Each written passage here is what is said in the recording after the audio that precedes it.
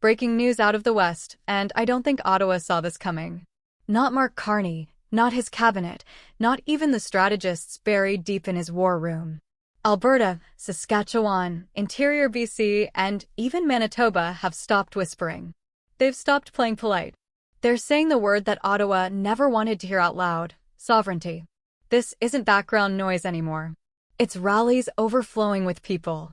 It's town halls where voices are raised and fists hit the table. It's petitions filling up with signatures faster than the ink dries. And it's premiers, not activists, weighing in. If you thought WEXIT was a fringe idea from a decade ago, you need to catch up, because right now, it feels like an earthquake building under our feet. And here's the spark that lit it: Ottawa's blunt rejection. They said no.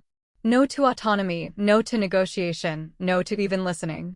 They thought that would kill the conversation. Instead, it poured gasoline on it.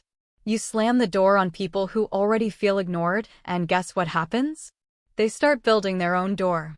In Alberta, this has already turned into action. The Alberta Prosperity Project filed a referendum question so blunt it sent shockwaves across the country. Quote, "Do you agree that the province of Alberta shall become a sovereign country and cease to be a province of Canada?" No hedging. No word games. Just the raw question that Ottawa has feared for decades. The chief electoral officer didn't bury it, he sent it straight to the Court of King's Bench. Justice Feesby is on the file. Some call it due diligence. Others see it as a stall. But make no mistake, the signatures are stacking up. And the numbers matter. Not 600,000 like before. Just 177,000 signatures in 4 months. And already, organizers are boasting of 240,000 pledges. That means the referendum isn't some faraway dream. It's a countdown clock already ticking. Ottawa keeps talking like separatism is noise, but this isn't about noise. It's about signatures on paper. It's about packed gymnasiums in small towns. It's about legal deadlines and courts now officially in play. And the economic muscle behind this? It's staggering. Alberta alone, 4.2 million barrels of oil a day.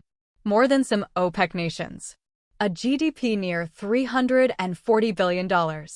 An energy sector adding $70 billion to Canada's economy every year. That's not a province dragging its feet, that's a province carrying the country. So ask yourself, how long do people carry the weight before they decide to walk away? Now look next door. Saskatchewan. Don't underestimate them. They just held a joint caucus meeting with Alberta in Lloydminster. That wasn't a photo op. That was coordination. Shared strategy. Shared timeline. Shared legal playbook. Their threshold? 125,000 signatures. And guess what? Grassroots groups are already on the move. In farm towns, people are showing up on weeknights. No fanfare, no media cameras. Just full rooms and clipboards. Why? Because their economy is tied straight to the United States: wheat, potash, uranium, pipelines, rail. They live the reality of exporting. And every time Ottawa layers on another environmental regulation written 3,000 kilometers away by someone who's never stood in a -20 harvest field, the anger spreads. Polls show 40% of Saskatchewan voters would already vote to leave. That's not fringe. That's neighbors. That's family. That's nearly half a province saying enough. And Premier Scott Moe? He's not blocking it. Translation? If the people want the question, it's going on the ballot. This is not drama for the sake of headlines. This is about control over projects, wealth, and decisions that shape lives. People don't want to be managed. They want to decide. And that anger isn't just Alberta's or Saskatchewan's anymore. Interior BC is now roaring. Logging towns, mining towns, oil towns, they're done muttering in coffee shops. They're standing up in community halls and saying it plainly: why are we tied to Ottawa if all it does is choke off the very industries that keep us alive? And then there's Manitoba. Quiet, careful Manitoba. But don't mistake silence for neutrality. Indigenous leaders are openly condemning Ottawa. Community leaders are acknowledging the West's anger. And analysts keep saying the same thing: Manitoba is the logistical backbone. Rail lines, pipelines, U.S. access, they all run through Manitoba. You can't build a Western alliance without it. And if even Manitoba leans halfway in, the entire balance of power shifts overnight. Now zoom out. Poll after poll shows frustration in Alberta at record highs. Nearly 1 in 5 is ready to separate today, and another 17% are leaning that way. That's a third of the province pointing to the exit. Saskatchewan is right behind them. Interior BC is heating up. Manitoba is shifting. And all of this rests on one dividing line: values. The West talks about grit, independence, small business, family, faith, freedom. The East, at least in the eyes of the West, talks about bureaucracy, entitlement, and Ottawa First policy. When values don't just clash but directly oppose each other, you don't patch that over with a speech. That's when countries split. And here's the truth that nobody in Ottawa will say aloud: this is the biggest unity crisis since Quebec nearly broke away in 1995.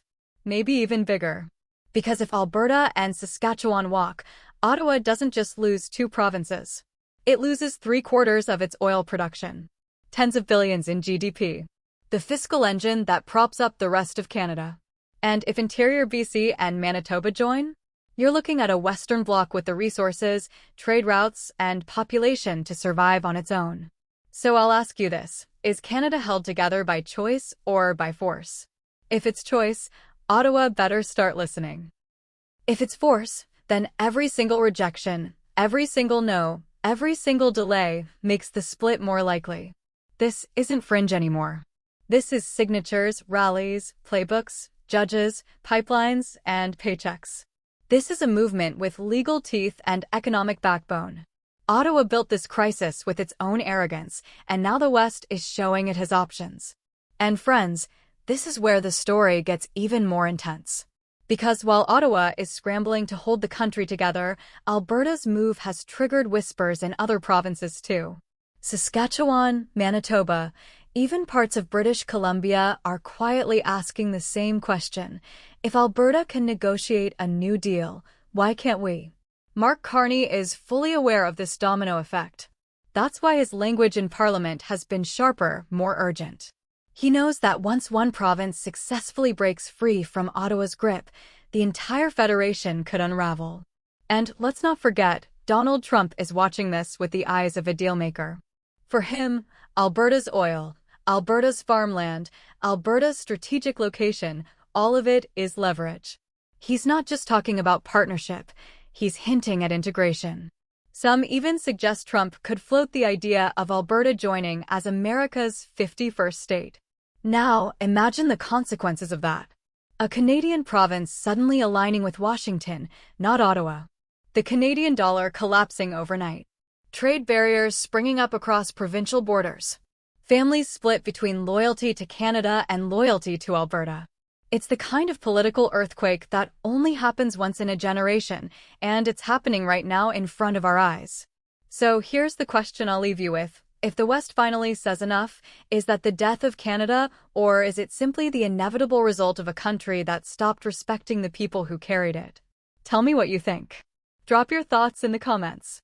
Because make no mistake, the countdown has already started.